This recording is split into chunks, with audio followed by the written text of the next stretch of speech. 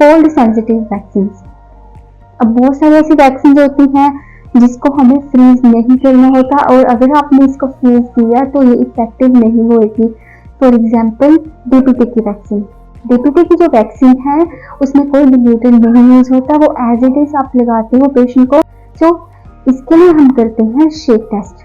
For example मान लीजिए आपने चेक करनी है कि ये वैक्सीन पोटेंट है या नहीं है, ये कभी पहले फ्रीज हुई थी या नहीं हुई थी।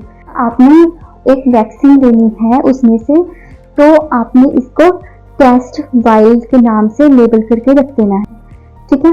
और आपने सेम मैन्युफैक्चरर की सेम बैच नंबर की सेम वैक्सीन एक दूसरी लेनी है जो आप लाओगे, और उसको हमने एज अ कंट्रोल वैक्सीन रखना है।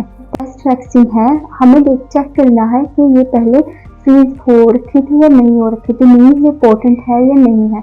बेसिकली जो वैक्सीन होती हैं उसमें एक एल्यूमिनियम हाइड्रोक्साइड होता है और ये वैक्सीन में मिक्स किया जाता है।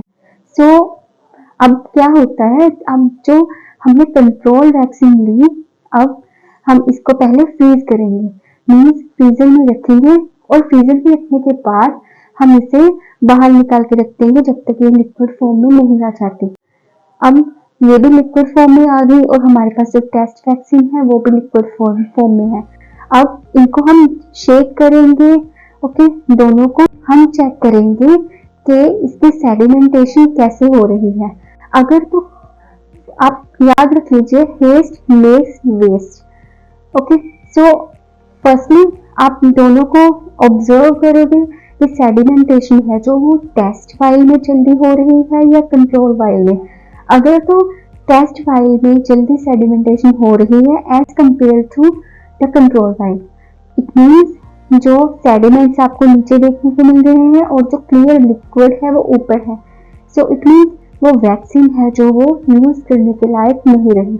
और अगर तो सेडिमेंटेशन दोनों को बराबर आपको देखने को मिल रहा है सेम रेट से, तब भी आप वैक्सीन को यूज नहीं करोगे। और अगर आपको सेडिमेंटेशन नहीं देखने को मिला तो it means the vaccine is potent और वो यूज करने के लिए रेडी है, आप उसे सेफली यूज कर सकते हो ऑन द पेशेंट। नाउ